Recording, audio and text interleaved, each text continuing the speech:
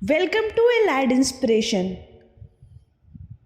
काम छोटा हो या बड़ा हो, अगर हमारे साथ हमारे गुरु या हमारा कोई मार्गदर्शक हो तो सफलता ज़रूर मिलती है।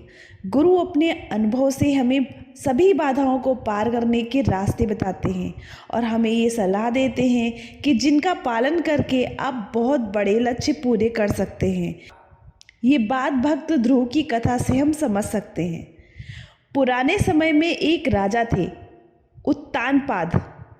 इनके पुत्र को भक्त ध्रुव के नाम से जाना जाता था।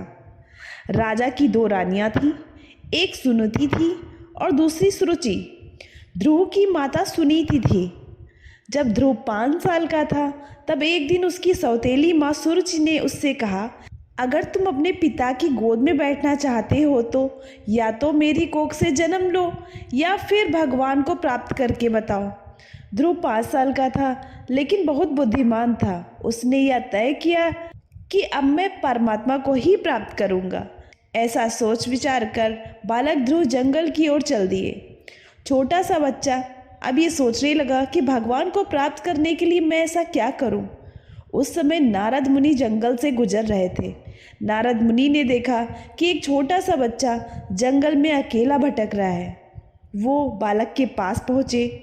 नारद जी ने बच्चे को रोका और पूछा कि तुम इस घने जंगल में अकेले क्या कर रहे हो। ध्रुव ने नारद मुनि को पूरी बात बताई और कहा, अब मैं भगवान को प्राप्त करना चाहता हूँ। नारद जी ने बच्चे को समझाया, ये तो बहुत ही मुश्किल कार्य है, इसके लिए तपस्या करनी पड़ेगी। ध्रुव ने नारद जी की बातें ध्यान से सुनी। नारद जी को लग रहा था कि ये बच्चा घर लौट जाएगा, लेकिन ऐसा बिल्कुल नहीं हुआ। बालक ने नारद जी से कहा, ये सब तो ठीक है, लेकिन आप भगवान को पाने का कोई रास्ता बताइए। नारद जी समझ गए कि बच्चे का संकल्प पक्का है।